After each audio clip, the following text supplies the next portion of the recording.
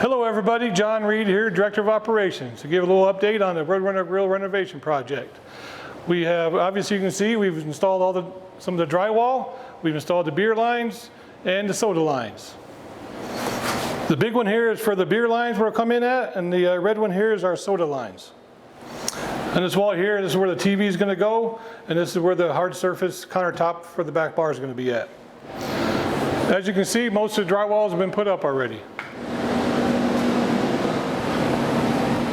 Here in the back of the house, the kitchen hood has been installed. We still got a little more ductwork to install for that, but we have also installed the fan coils and charged them with water, and they're running great. Here on the outside of the RoadRunner grill, you can see we put the stucco up, just waiting on for some glass to be delivered next week. Stay tuned for another RoadRunner grill update in the near future. Thank you.